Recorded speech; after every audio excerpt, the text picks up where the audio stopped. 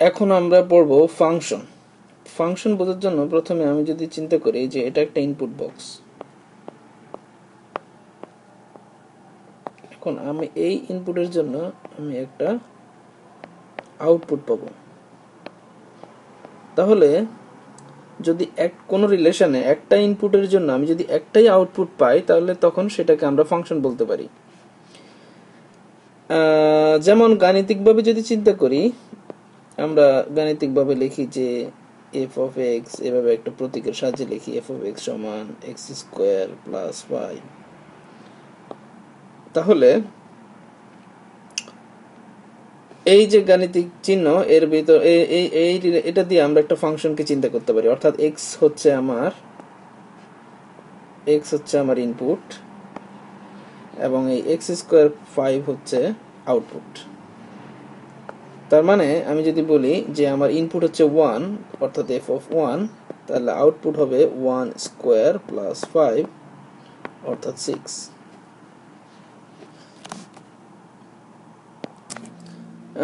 অনুরূপভাবে আমি যদি বলি এফ অফ -2, তাহলে সে এফ অফ -2 হবে -2 স্কোয়ার প্লাস 5 ইকুয়ালস টু 9। অর্থাৎ আমি যদি একটা ইনপুটে নিই, তাহলে সে একটা ইনপুটের জন্য আমি একটা আউটপুটই পাবো। তাই আমি এই এফ অফ এক্স টাকে একটা ফাংশন বলতে পারি।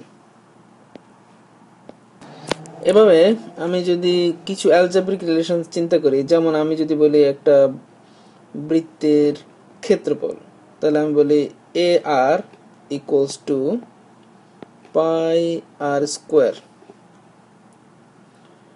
অথবা আমি যদি বলি একটা parabola y square equals to x, বা আরেকটা প্যারাবোলা এক্স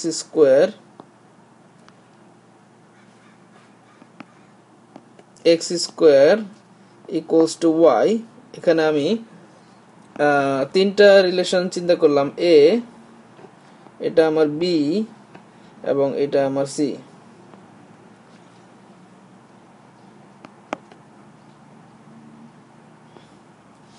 আচ্ছা, প্রথম দেখি আমার এ রিলেশনটা। এ হচ্ছে আমার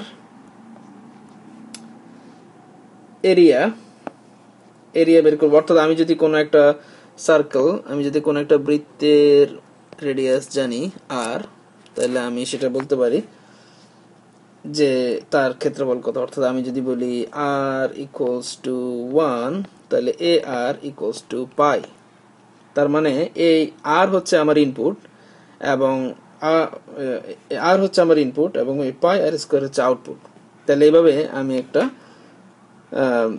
বৃত্তের ক্ষেত্রফল বের করতে পারি। তাহলে এই যে রিলেশনটা, অর্থাৎ একটা ইনপুট দিচ্ছি, আমি একটা রেডিয়াস ইনপুট দিচ্ছি এবং রেডিয়াসের ইনপুটের সাথে সাথে আমি একটা ক্ষেত্রফল পাচ্ছি, এরিয়া পাচ্ছি। তাহলে এটা হচ্ছে আমার একটা ফাংশন।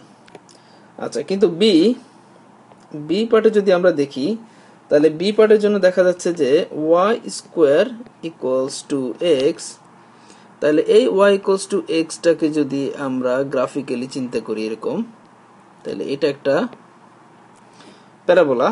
এখানে যদি আমি বলি এক্স অ্যাক্সিস, ওয়াই অ্যাক্সিস এবং এটা হচ্ছে আমার 0 0 অরিজিন। তাহলে দেখা যাচ্ছে যে, অর্থাৎ আমি যদি বলি এক্স একটা ভ্যালু, সে এক্স হচ্ছে 1, যদি আমি এক্স 1 নিই, তাহলে আমি আসলে আলটিমেটলি কি পাচ্ছি, ওয়াই স্কোয়ার ইকুয়ালস টু 1। তার মানে Y equals to plus minus 1। অর্থাৎ ওয়াই এর একটা মান হচ্ছে 1 আর একটা মান হচ্ছে -1। তার মানে আমি এখানে একটা এক্স এর জন্য আমি এখানে দুইটা ওয়াই পাচ্ছি।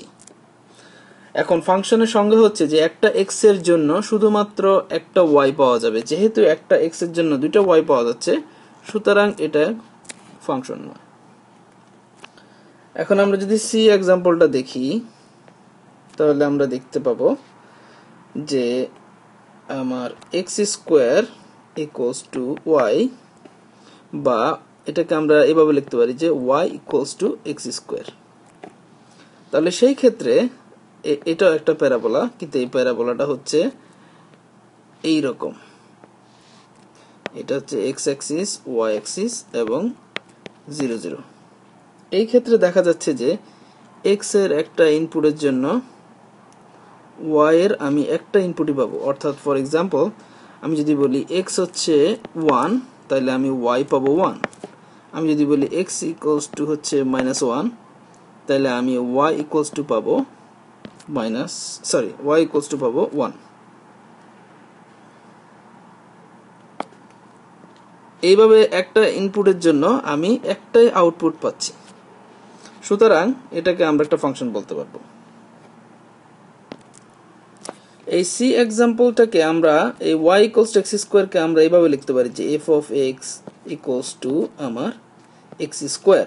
তাহলে এই এক্স হচ্ছে আমার ইনপুট এবং এক্স স্কোয়ার হচ্ছে আউটপুট। অর্থাৎ আমি একটা ইনপুটের জন্য আমি একটা আউটপুট পাচ্ছি।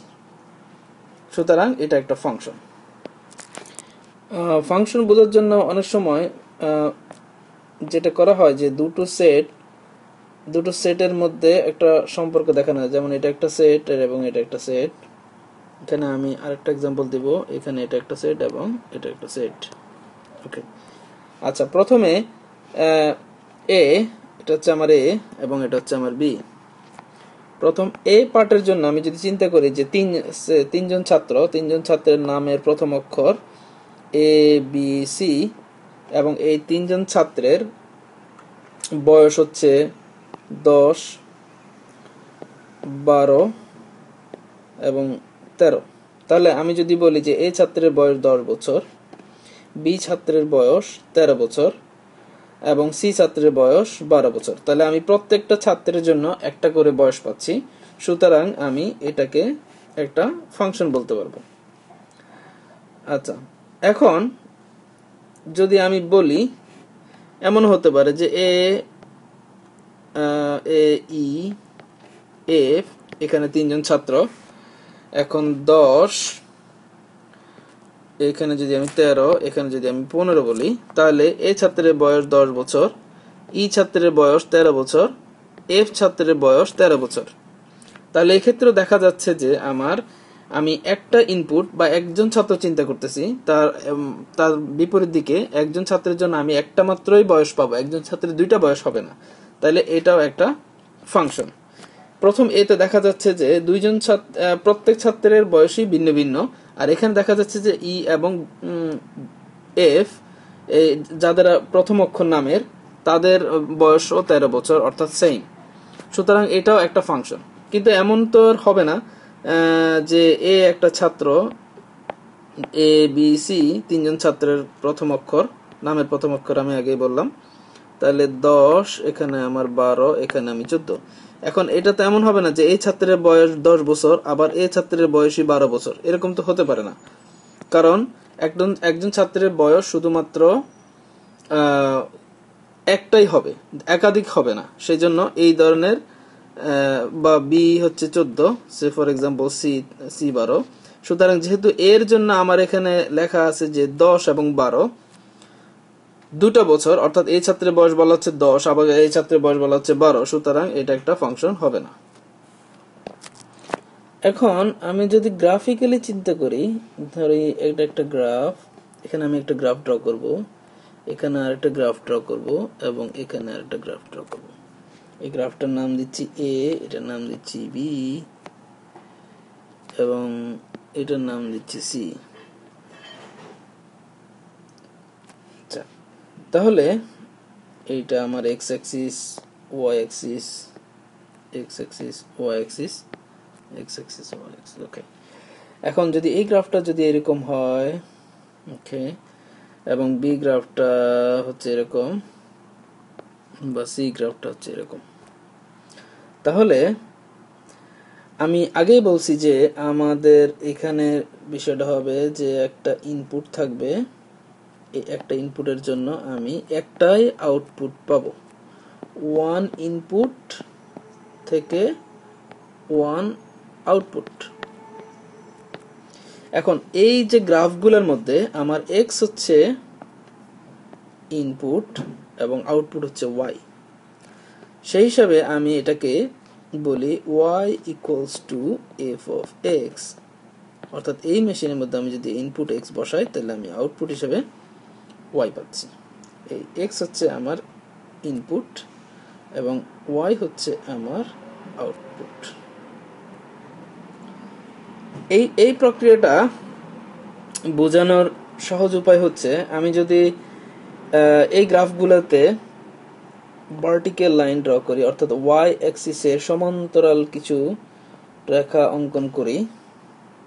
এখানে কিছু সমান্তরাল রেখা অঙ্কন করলাম, এখানে কিছু সমান্তরাল রেখা অঙ্কন করলাম, তাহলে আমি খুব সহজে এটা বুঝতে পারবো যে কোনটা ফাংশন এবং কোনটা ফাংশন নয়। যেমন এইখানে এটা হচ্ছে আমার x ভ্যালু ইনপুট, এখানে এটা হচ্ছে আমার x ভ্যালু ইনপুট। তাহলে দেখা যাচ্ছে যে এই x এর ইনপুটের জন্য আমি এইখানে আউটপুট পাচ্ছি, এই x ইনপুটের জন্য আমি এইখানে আউটপুট পাচ্ছি। বি গ্রাফের জন্য একইভাবে যদি আমার ইনপুট হচ্ছে এটা, ইনপুট হচ্ছে এই x ভ্যালু, ইনপুট হচ্ছে x ভ্যালু, এবং এই ইনপুটগুলোর জন্য আমি y অ্যাক্সিস বরাবর অর্থাৎ y ভ্যালু যেটা আউটপুট সেইটা আমি পাচ্ছি। এখানে হচ্ছে আমার তিনটা আউটপুট, এই x এর জন্য এখানে একটা আউটপুট। একইভাবে সর্বশেষ গ্রাফ সি গ্রাফের জন্য আমার দেখা যাচ্ছে যে এটা হচ্ছে আমার ইনপুট, এখানে এটা হচ্ছে আমার ইনপুট। এখন আউটপুট হিসাবে আমি যেটা পাচ্ছি সেটা হলো এইটার জন্য আউটপুট আমি দুইটা পাচ্ছি, এটার জন্য কোনো আউটপুট নেই। তাহলে দেখা যাচ্ছে যে প্রথম গ্রাফে এই গ্রাফটাতে, এই গ্রাফটার জন্য আমার একটা ইনপুটের জন্য শুধুমাত্র আমি একটাই আউটপুট পাচ্ছি, সুতরাং এটা একটা ফাংশন। বি গ্রাফের জন্য দেখা যাচ্ছে যে কোথাও আমি একটা ইনপুটের জন্য একটা আউটপুট পাচ্ছি, কোথাও একটা ইনপুটের জন্য একাধিক আউটপুট পাচ্ছি, সুতরাং এটা ফাংশন নয়।